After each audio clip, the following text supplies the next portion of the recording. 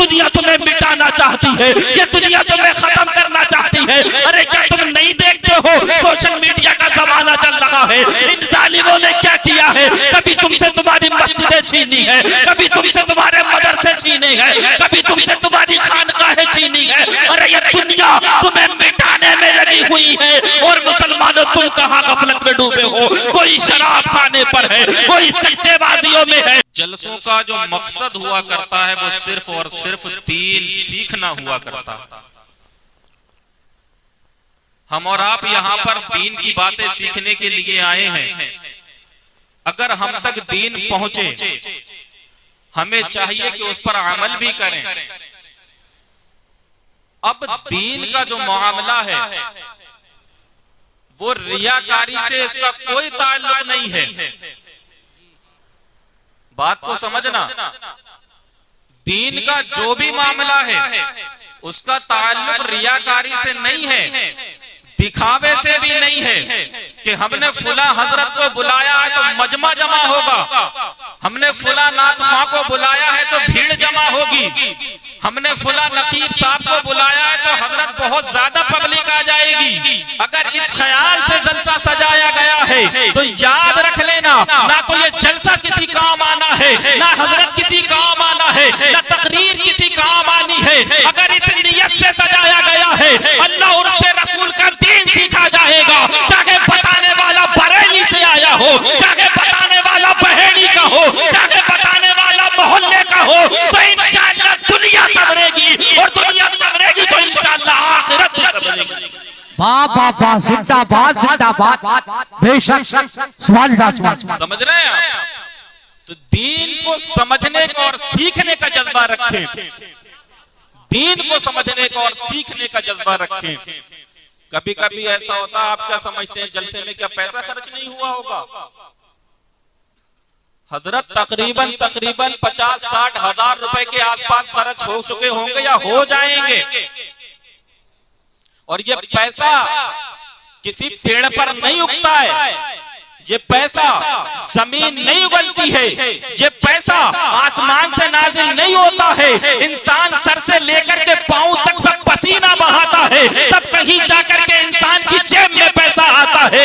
एक इंसान घर छोड़ता है, परदेश में जाकर के कमाता है। एक इंसान बीवी बच्चों से दूर रहता है, तब कहीं जाकर के पैसा आता है। अब ये पैसा जमा करके इन नौजवानों ने जलसा सजाया है। इस जलसा सजाने के बाद अगर कोई बेनमाजी आया है, अगर नमाजी बनकर चला जाएगा, मेरा यकीन है ये पैसा कबूल हो जाएगा। अगर कोई शराबी आया है, अगर कोई शराबी आया है, अगर तौबा करके चला जाएगा, मैं समझ जाऊंगा पैसा वसूल है। अगर कोई जुआरी आया है, उसने तौबा कर ली, तो समझ जाऊंगा जलसा भी कबूल है, पैसा भी कबूल है। वरना याद रखना, ना समझोगे तो मिट जाओगे। ऐ सुन्नी मुसलमानों, तुम्हारी दास्तां भी न होगी दास्तानों। नारे तकबीर, नारे रिसालत, नारे गौसियत, फैजाने गौसियत, मसलके आला हजरत ख्वाजा का हिंदू उस्ताद सरजमीनी शागिर्द, नारे हैदरी सवाल। समझ रहे हैं आप? ये जलसे बड़ी मेहनत से सजाए जाते हैं। और बिलखुसूस मैं नौजवानों की बारगाह में गुजारिश करूंगा, अगर वाकई दिल से जलसा सजाया है, दिल से सजाया है जलसा, तो इस पर अमल भी करना। ये ना हो कल को मोहल्ले में, मैं तो देख ही रहा हूं ना 24 घंटे, मैं तो यही का हूं, नाज़िर भाई मुझे कहां जाना है, लग जाएगा पता।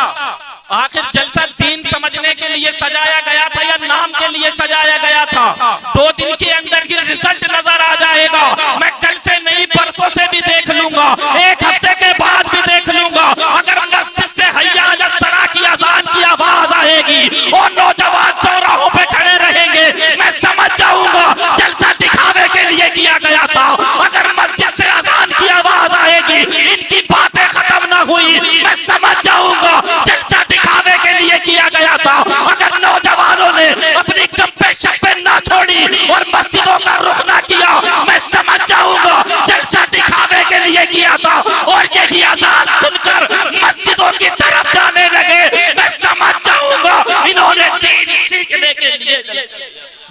बाबा नारे तकबीर, नारे रिसालत, नारे गौसियत, फैजाने गौसी आदत, ख्वाजा का हिंदुस्तान, मसलके आला हजरत, फैजाने साजिबिया वजूद, सरजमीने शार, नारे हैदरी।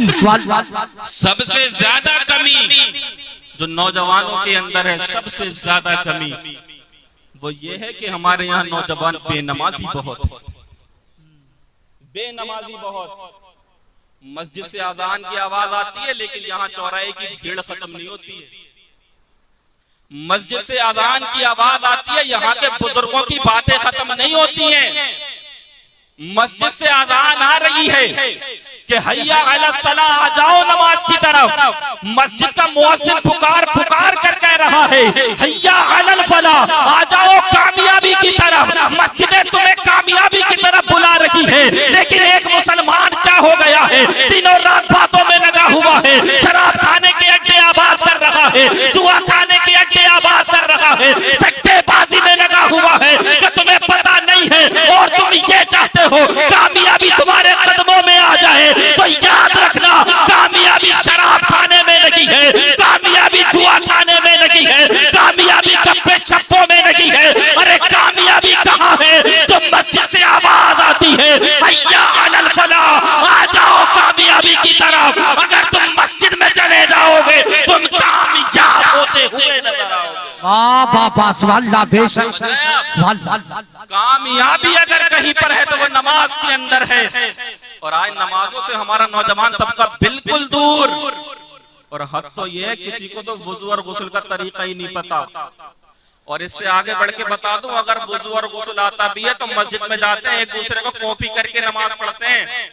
कुछ लोगों को तो ये भी नहीं पता जुमे में रकातें कितनी है, खुद देखा है अपनी आंखों से। मुसलमानों, अपने मुकद्दर पे नाज करो, तुम्हें वो नबी मिला है जो सारे नबियों का सरदार है नहीं? अभी नारा लगा रहे थे लब्बैक या रसूल अल्लाह, क्या लगा रहे थे? लब्बैक या रसूल अल्लाह। ये नारा हमारे दिलों की धड़कन है, लेकिन कभी इस माना का, इस लफ्ज का माना भी समझा आपने? लब्बैक या रसूल अल्लाह का माना क्या है? क्या माना है लब्बैक या रसूल अल्लाह का?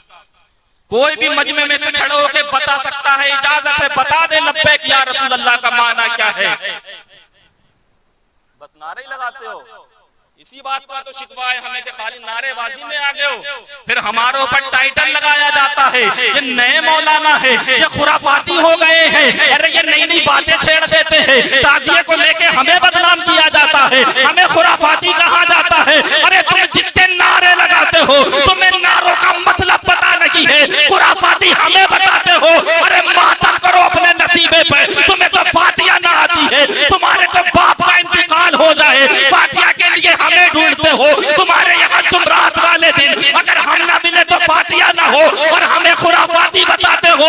अरे समझ जाओ और इस दीन को समझ लो, वरना याद रखना दुनिया तुम्हें मिटाना चाहती है, ये दुनिया तुम्हें खत्म करना चाहती है। अरे क्या तुम नहीं देखते हो सोशल मीडिया का जमाना चल रहा है? इन जालिमों ने क्या किया है? कभी तुमसे तुम्हारी मस्जिदें छीनी है, कभी तुमसे तुम्हारे मदरसे छीने हैं, कभी तुमसे तुम्हारी खानकाहें छीनी है। अरे ये दुनिया तुम्हें मिटाने में लगी हुई है, और मुसलमानों तुम कहाँ गफलत में डूबे हो? कोई शराब खाने पर है, कोई सट्टेबाजियों में है, कोई नशे में लथपथ है। ऐ मुसलमानों जरा याद तो करो, आखिर तुम्हें क्यों भेजा गया था?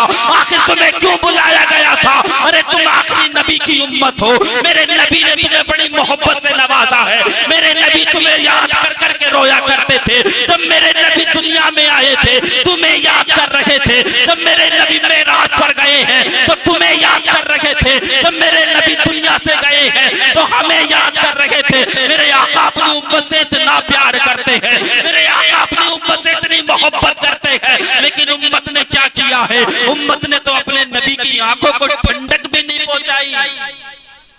समझ रहे हैं? इस उम्मत ने अपनी नबी की आंखों को ठंडक भी नहीं पहुंचाई।